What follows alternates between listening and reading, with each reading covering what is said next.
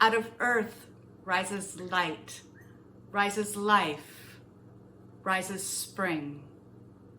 May we join with the miracle that is springtime and enter into life with lightness and joy. Out of spirit rises faith, rises hope, rises love. May we join with the miracle that is Easter and enter into life with hope and love. Let us resurrect with spring.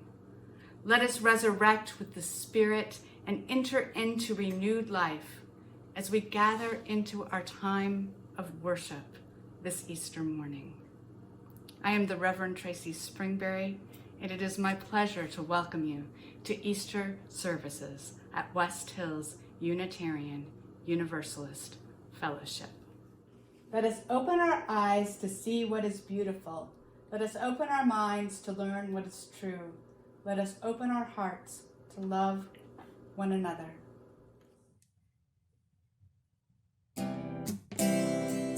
I'm gonna do Spirit of Life. So let's get to Spirit of life, come unto me. Sing in my heart all the stirrings of compassion. Blow in the wind, rise in the sea, move in the air, giving life the shape of justice, roots of sweet loves. wings set me free. Spirit of life, come to me, come to me. I did it. I did it.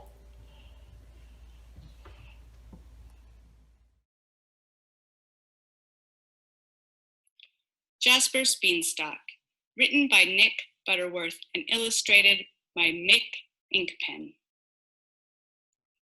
On Monday, Jasper found a bean. On Tuesday, he planted it. On Wednesday, he watered it. Thursday, he dug and raked and sprayed and hoed it. On Friday night, he picked up all the slugs and snails. Saturday, he even mowed it. Sunday, Jasper waited and waited and waited. When Monday came around again, he dug it up. That bean will never make a beanstalk, said Jasper. But a long, long, long time later, it did. It was on a Thursday, I think. Now Jasper is looking for giants.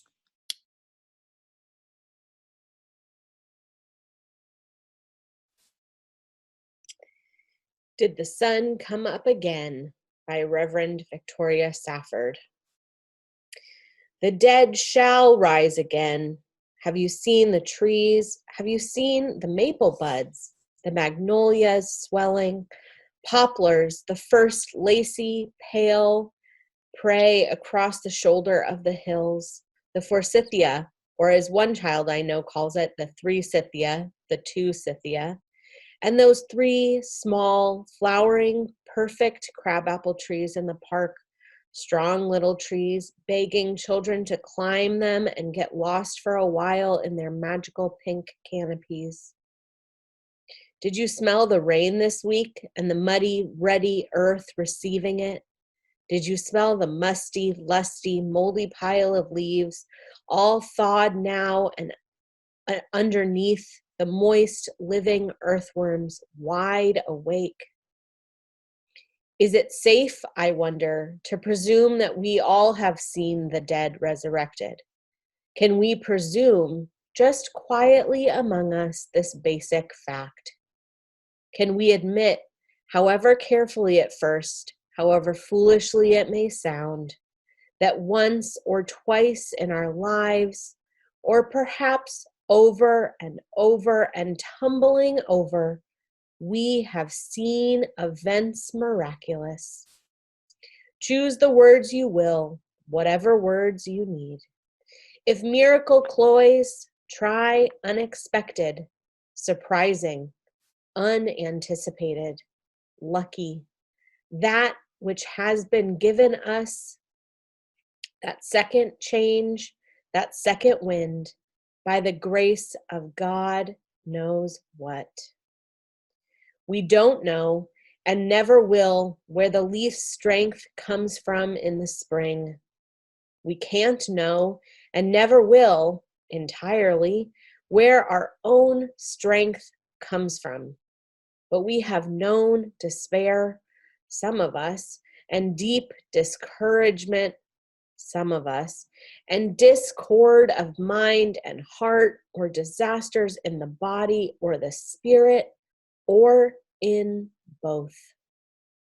We have known dead hope, dead courage, dead caring, dead will, dead faith, dead vision, dead power, deep winter. And we have felt, perhaps, when we least expected to feel anything at all, our own slow blood stir in the vein like maple sap, and something very small and tight within began to well and open up, urgent, imperceptible at first, then undeniable. Love lives again, that with the dead has been. Did the sun come up this morning? No thanks to us and all for us. And did the earth awake again, or did it not? We will testify to resurrection.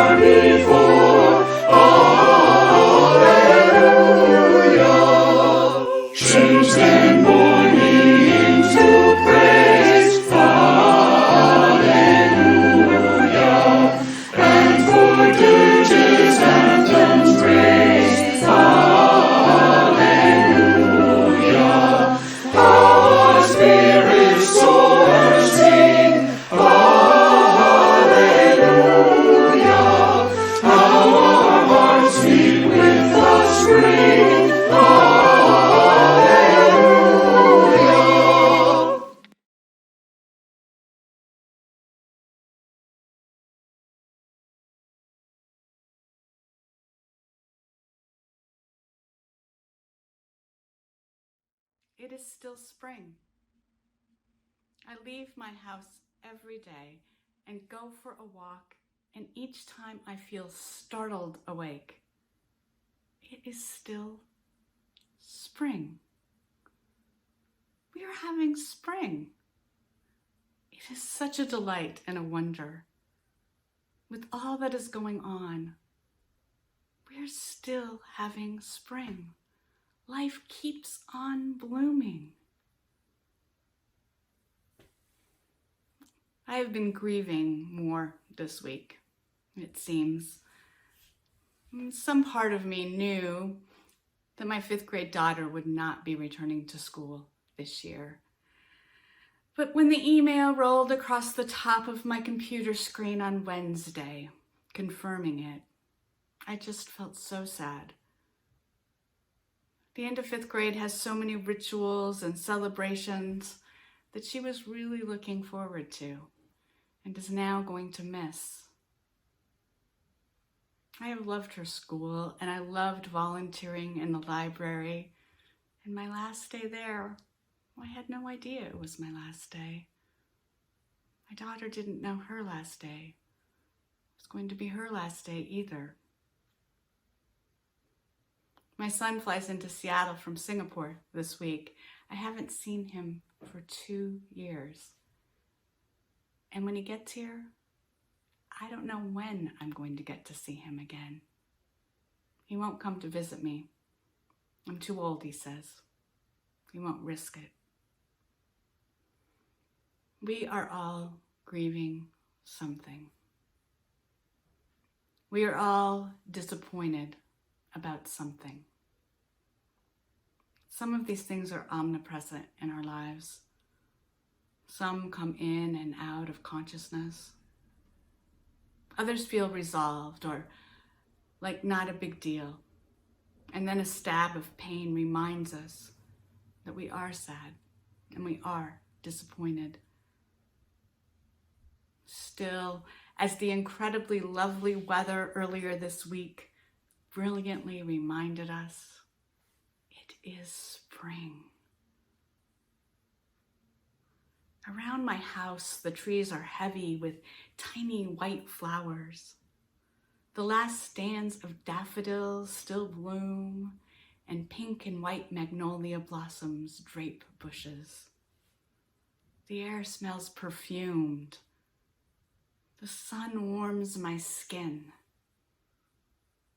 I just want to lay my quilt out in the sun-soaked grass and bask like a cat. It is spring. Each year people celebrate spring, perhaps when the days get longer, or at the equinox, or at Easter, or maybe just when the flowers start blooming.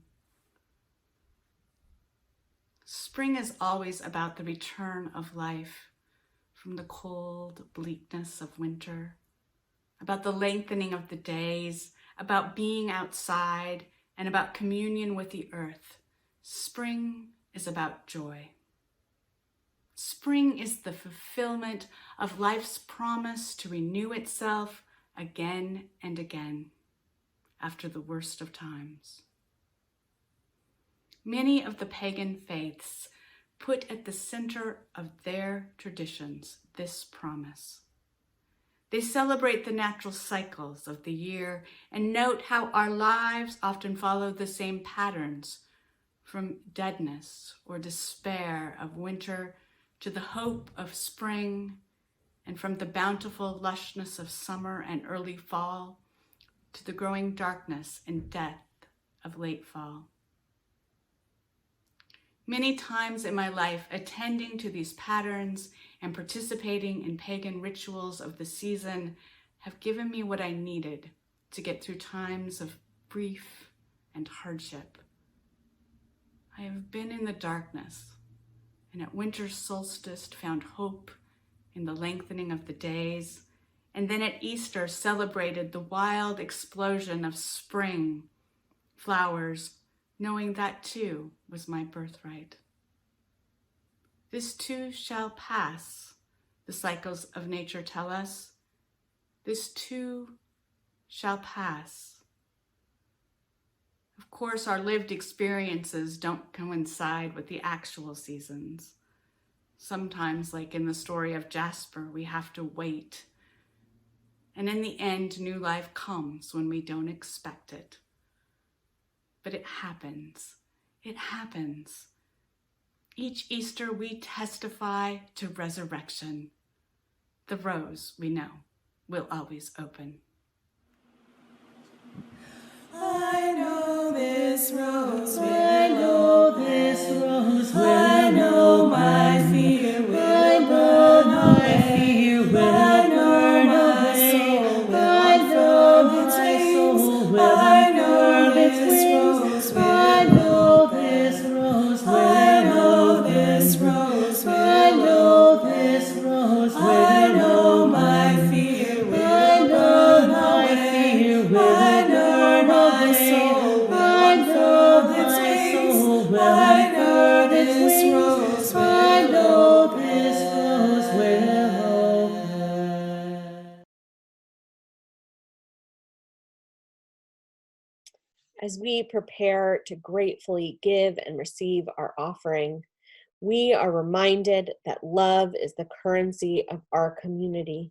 It was love that built the fires we are warmed by today, and love that planted the trees that shade us.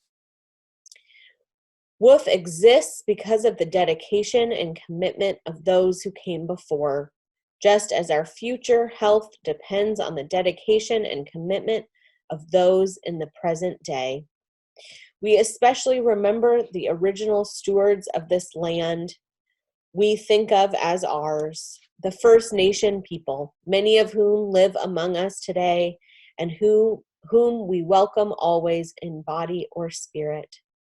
Normally at this time, baskets would be passing from hand to hand in our sanctuary.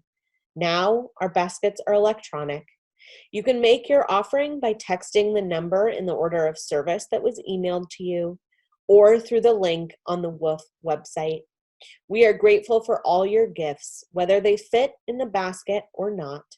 And if you are a visitor, please know that we consider your presence gift enough. During the offering, we recite together the affirmation of gratitude and giving. Those words are especially important today. Please join with me now. Let us be grateful when we are able to give, for many do not have that privilege. Let us be grateful for those who share their gifts with us, for we are enriched by their giving. And let us be grateful even for our needs, so we may learn from the generosity of others.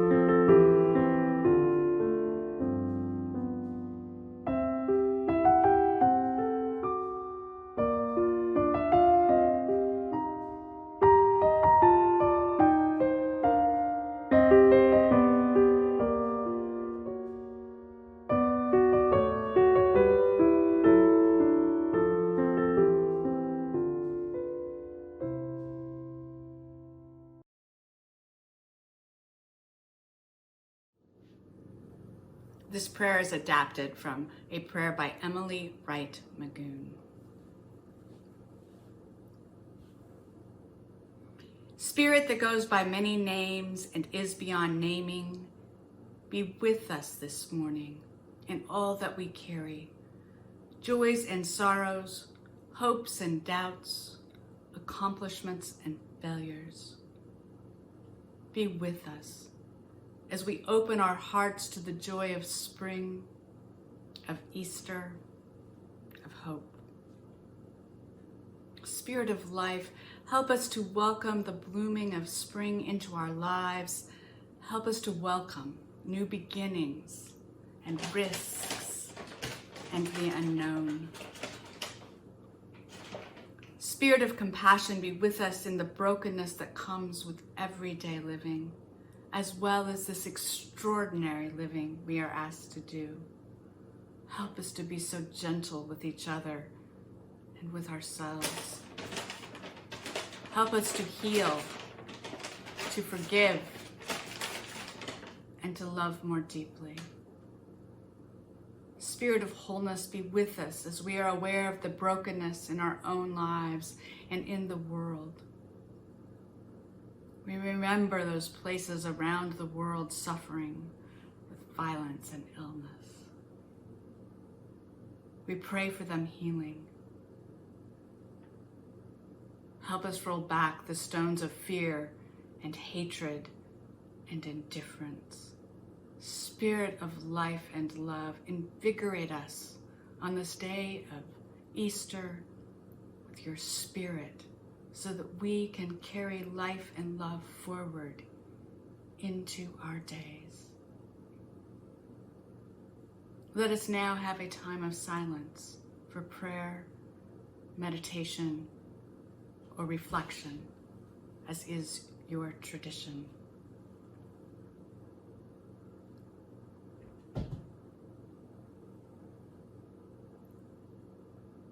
I invite you to say the names of those who you are holding in your hearts today into the silence.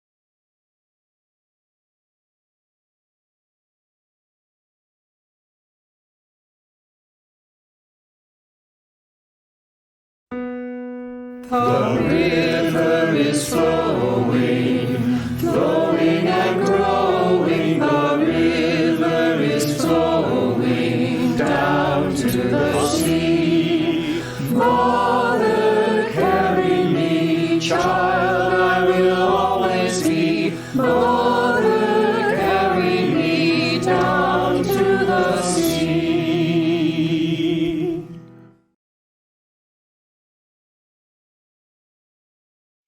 It Began with a Stone by Lisa Fishbeck. When some people think of Easter, they think of a bunny rabbit. Others would point to other fertility symbols and signs of spring, springing forth out of the ordinary, the plain, the seemingly dead. Butterflies, flowers, and the like. Christians might think of the empty cross or of a cross with flowers on it, the instrument of shameful death, transformed into something else.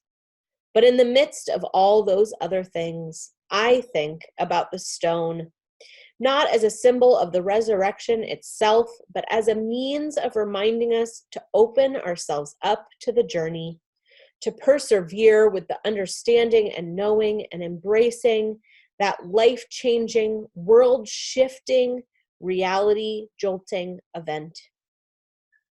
If we want to persist with an Easter bunny, perhaps in addition to the jelly beans and fertility symbols, the Easter bunny might start delivering geodes, stones that look like one thing, plain enough, but on closer inspection, and with a bit of perseverance and some hard knocks, reveal entire and more glorious dimensions.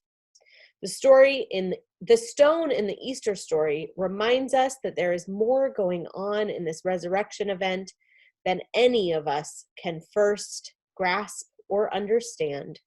The stone reminds us that with God, there are possibilities beyond our logic, beyond our wisdom, beyond our own puny known world. The stone reminds us that in the midst of death, we are in life.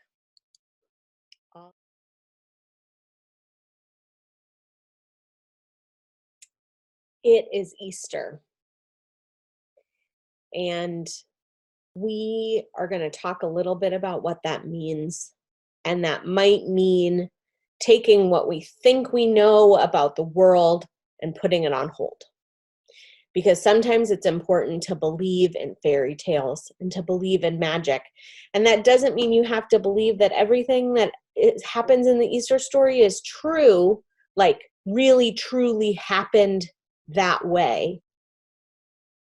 But it means that maybe it's a story we can learn things from. Easter began as a spring festival. Every spring was a celebration that the warmer weather was returning and the earth was returning back to life. Are you taking time to notice spring? I'm trying each day to pause and notice the beauty around me, the blooming buds on trees and the plants emerging from the dirt. During these days of spring, and actually right now, the Jewish people all around the world are celebrating a holiday called Passover, or Pesach in Hebrew. Pesach celebrates the Jewish people's escape from captivity over 3,000 years ago. That's a long time ago. It's like way older than everyone's grandparents even. They promise each other every year they gather to celebrate this holiday, to keep telling the story, to remember that we haven't always been free, but that we will be free and together again. You might be thinking, Hannah, it's Easter Sunday. Why are we talking about a Jewish holiday? Well, what if I told you that when Jesus was arrested, he was traveling to Jerusalem to celebrate Passover? He was captured while celebrating his faith's continued freedom. So let's just take a moment to think about that. He was captured for celebrating his people being free. Most of us know the rest of the story. Jesus, the great teacher, was found guilty and sentenced to death on a cross, which was back then actually a fairly common way to kill people, which is not great. While as Unitarian Universalists, many of us doubt that Jesus was the Son of God who performed miracles, we can acknowledge the influence these stories have had and continue to have on people all around the world. We can believe that there was a man named Jesus who existed, who taught people to love instead of hate, to accept instead of judge, to liberate instead of hold in captivity. When Jesus died, a few of his followers, women mostly, went to lovingly prepare his body for burial.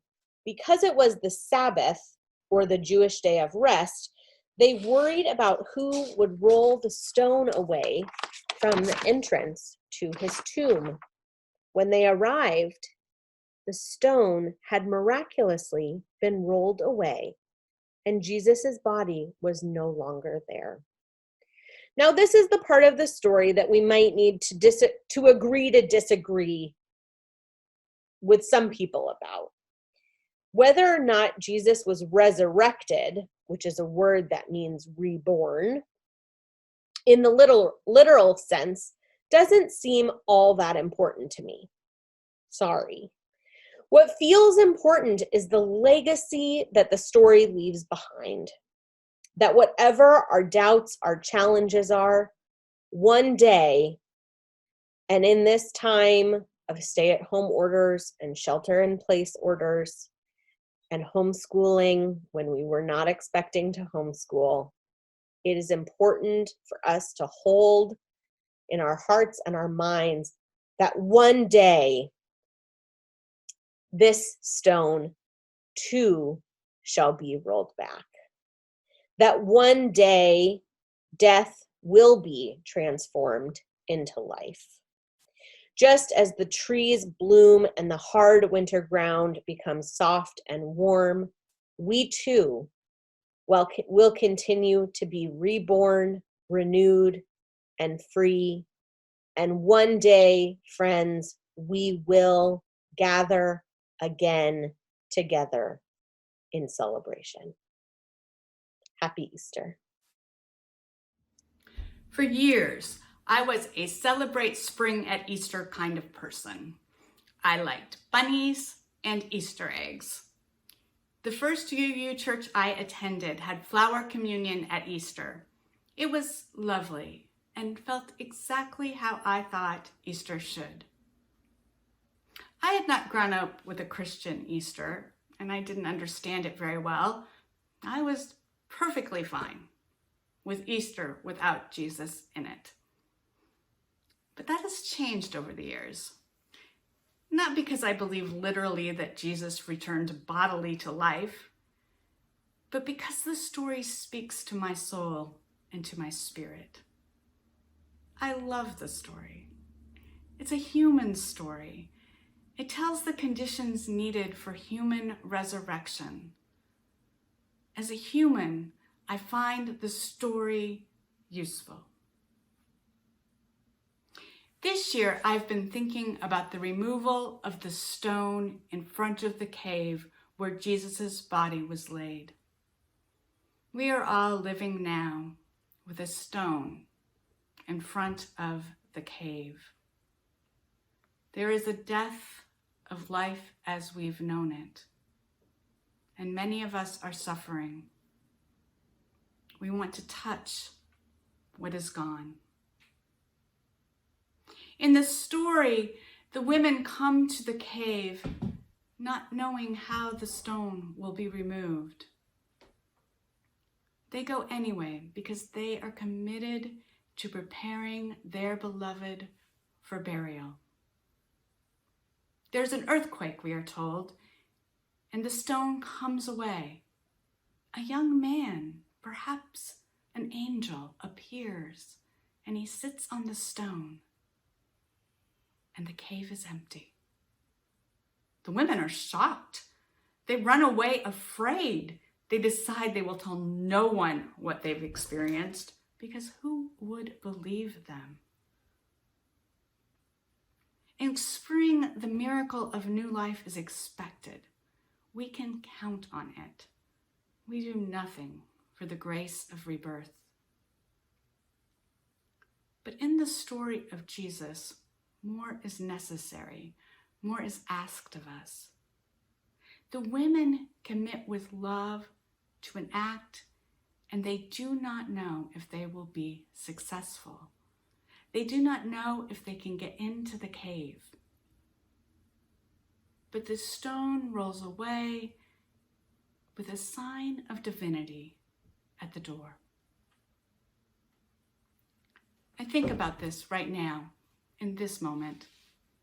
We are waiting, as Jasper did, as we all do, for spring to arrive. We are waiting until all will be well again. But in the Christian Easter story, we are told more is required than waiting. The women acted in faith, commitment, and love, and then the stone rolled away. Behind the stone was an empty cave. The women and all of Jesus' followers learned in the following weeks that what they expected, that Jesus' death took him away from them, was not true. They learned that any time a few of them gathered, Jesus came to life. His spirit lived in their gathered community. That was the real miracle. We are in a time of chaos and uncertainty. The patterns of our lives have been upended. The story tells us, though, if we show up with commitment, love, and faith before the tomb of what has died, the stone may roll away. The tomb may be empty. What is possible in the emptiness of the tomb? When we gather, will we discover the spirit of what matters most? The only way to know, the story tells us, is to show up with faith, love, and commitment to face that unmovable stone and the death of what we have known and loved. And sometimes, miraculously, the stone rolls away and we don't find death. We find possibilities. If we live into those possibilities, we can discover new life born of death. The difference between the resurrection story of spring and the resurrection story of Jesus is human action and intention. Every time we show up, the miracle might not happen. The stone might not roll away. But unless we do show up, it certainly won't. We get to choose whether to testify to resurrection.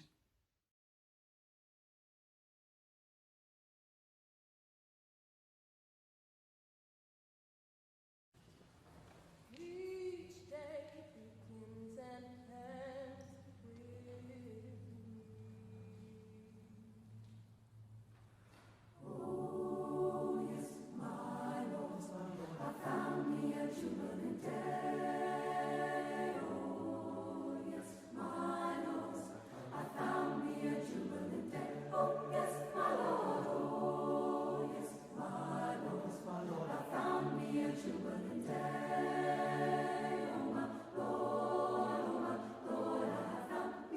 Jubilant day, oh yes, my Lord, I found me a jubilant day. Oh yes, my Lord, I found me a jubilant day. Oh yes, my Lord. Oh yes, my Lord, I found me a jubilant day. Oh my Lord, I found me a jubilant day.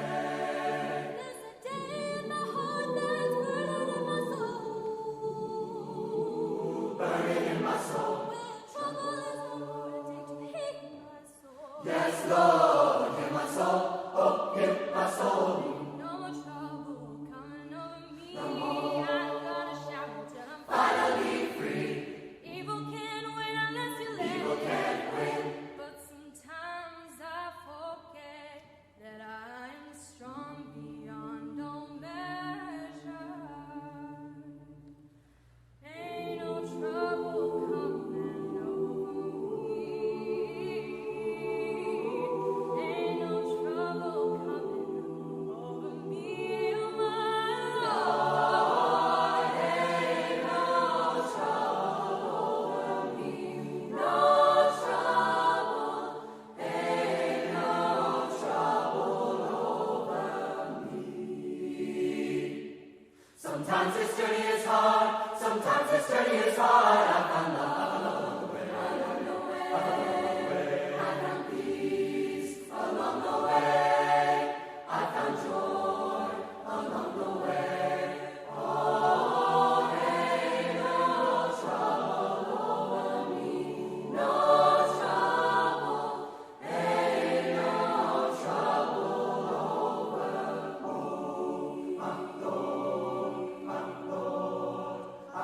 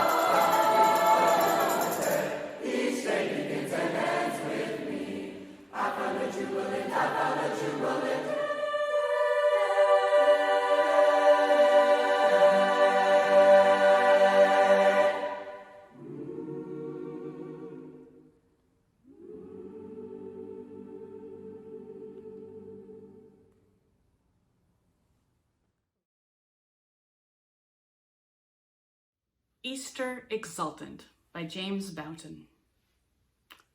Shake out your qualms. Shake up your dreams.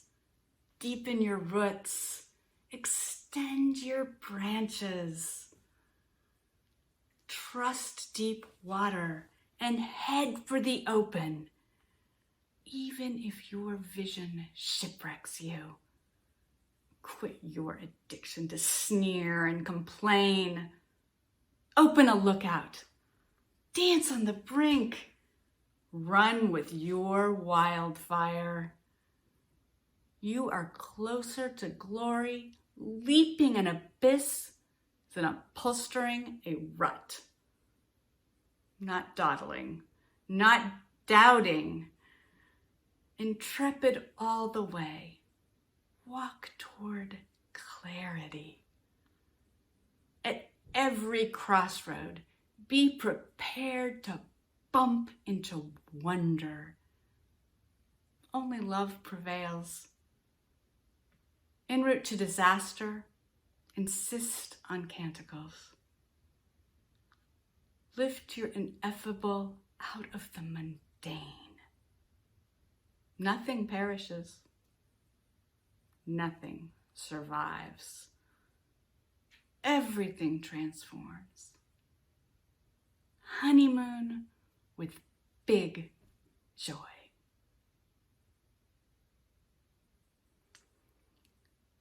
I extinguish this flame, but not the warmth and inspiration of our faith, nor our commitment to its principles. These we will carry with us until we meet again.